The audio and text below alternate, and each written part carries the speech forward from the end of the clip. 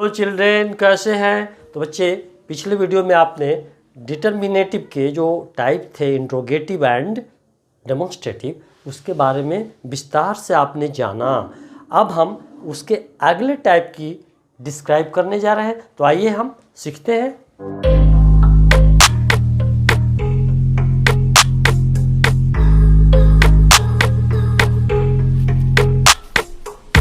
बच्चे, डिटर्मिनेटिव के अगले जो टाइप्स हैं वो है क्या? Possessive adjective. हालांकि इसकी चर्चा हमने प्रोनाउन के चैप्टर में भी किया था। तो आइए हम इसको विस्तार से करते हैं। इसके लिए उदाहरण देखते हैं।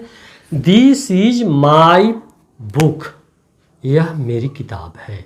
यहाँ बुक देख रहे हैं, नाउन है, और उसके पहले क्या आया? माई। ये नाउन के पहले माई आकर क्या कह रहा है? मेरी किताब, यानी पोजीशन दिखा रहा है, अधिकार भी दिखा रहा है और रिलेशनशिप भी दिखा रहा है। तो ये क्या कर रहा है? एडजेक्टिव का काम कर रहा है, लेकिन कैसा एडजेक्टिव? ये निर्धारक एडजेक्टिव के रूप में ही आ रहा है। यानी डिटर्मिनेटिव का ये टाइप्स है। फिर इधर देखिए, डैट इज आवर स्कूल, वह हम लोग का विद्यालय है। देखिए, स्कूल नाउन है, उसके पहले आवर आया और ये क्या कर रहा है? हम लोग का स्कूल है, यानी इस पर पोजीशन हो रहा है, रिलेशनशिप हो रहा है। देखिए, तो ये नाउन के पहले आकर के क्या कर रहा है? निर्धारण कर रहा है, पोजीशन बता रहा है, रिलेशनशिप बता रहा है। तो ये डिटर्मिनेटिव का टाइप्स है। फिर दिस इज योर पेन, यह आपकी कलम है। तो पेन के पहले योर आया और ये भी क्या है? पोजीशन दिखा रहा है, रिलेशनशिप दिखा रहा है। तो ये भी एक निर्धारक का काम कर रहा है। दैट इज हर डॉग, वह उसका कुत्ता है, यह उसका कुत्ता है। डॉग यहाँ नाउन है, नाउन के पहले हर आया, जो एडजेक्टिव यानी डिटर्मिनेटिव का काम कर रहा है। और ये डिटर्मिनेटिव किस तरह का निर्धारण कर रहा है? तो पोजीशन, यानी किसका कुत्ता? तो उसका कुत्ता। रिलेशनशिप भी बता रहा है। तो बच्चे, आप समझ गए कि ये जो नाउन के पहले आकर के रिलेशनशिप या पोजीशन बता रहा है, तो ऐसे को हम क्या कहेंगे? Possessive adjective. और देखिए, इनके बाद नाउन का आना निश्चित है। और ये ध्यान रखिए कि ये नाउन के बाद इस तरह के रूप में कभी नहीं होते हैं। नाउन के बाद प्रयोग नहीं किया जा सकता। जब भी इनका प्रयोग होगा तो नाउन के पहले होगा। और इसलिए ये निर्धारित करते हैं, कोई चीज़ के निर्धारक के रूप में कार्य कर रहे हैं। इसलिए डिटर्मिनेटिव के ये टाइप्स हैं और ये पॉजेसिव एडजेक्टिव। तो बच्चे, आप उदाहरण से अच्छी तरह समझ गए होंगे कि पॉजेसिव एडजेक्टिव क्या है। हम इसको परिभाषित करते हैं। तो पॉजेसिव एडजेक्टिव को हम हिंदी में संबंध बोधक विशेषण कहते हैं। देखिए, इसका उत्पत्ति तो पर्सनल प्रोनाउन से ही हुआ है। आइए इसको परिभाषित करते हैं। तो the word that is used with noun to show relationship और position is called possessive adjective. वैसे शब्द जो नाउन के पहले आकर पोजीशन यानी अधिकार अथवा संबंध दिखावे, वैसे को हम पॉजेसिव एडजेक्टिव कहते हैं। तो आइए बच्चे, हम इसका उदाहरण देखते हैं। तो देखिए, my, our, your, his, her, its, their. और ये तो पर्सनल प्रोनाउन से इसका निर्माण हुआ। अब नाउन से कैसे पॉजेसिव एडजेक्टिव बनते हैं?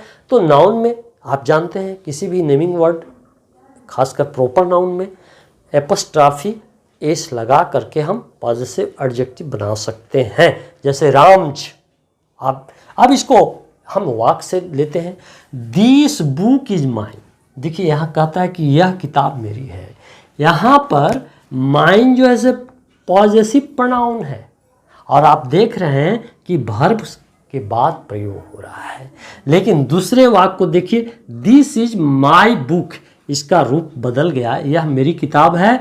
और यहाँ नाउन के पहले आया और इसका रूप भी बदल गया, और ये क्या कर रहा है? नाउन के पहले आकर के अपना संबंध बता रहा है, अधिकार दिखा रहा है, यानी एक प्रकार के एडजेक्टिव है।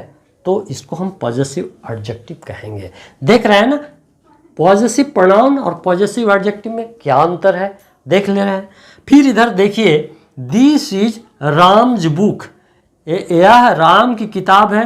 बुक के पहले एक नाउन में एपोस्ट्रॉफी एस लगा करके एडजेक्टिव बनाया, जो अधिकार जता रहा है या संबंध बता रहा है। किसकी किताब, तो राम की किताब। तो बच्चे आप अच्छी तरह समझ गए होंगे, इसको नोट कर लीजिए। Children, I want to rub. तो बच्चे डिटर्मिनेटिव अथवा डिटर्मिनर्स के अगले टाइप की चर्चा करते हैं। तो वो क्या है, अगले टाइप देख लीजिए। आइए हम उदाहरण से देखते हैं। Here an elephant is going, एक हाथी जा रहा है। एन क्या कर रहा है कि एक हाथी जा रहा है, यानी हाथी के बारे में हम पहले से जान ही नहीं रहे हैं, तब एन लगाया गया। और दूसरी बार देखिए, द एलिफेंट इज ब्लैक। अब उसी हाथी की दूसरी बार चर्चा हो रही है कि यानी हाथी काला है। तो यहाँ द उस हाथी जो खास हो गया, डिफिनिट हो गया, उसके लिए चर्चा किया गया। फिर यहाँ लिखा गया कि it has a small tell, इसे एक छोटी सी पूंछ है। अब यहाँ पूंछ की चर्चा की गई, तो यहाँ इसके पहले ए का प्रयोग किया गया। तो आप देख रहे हैं कि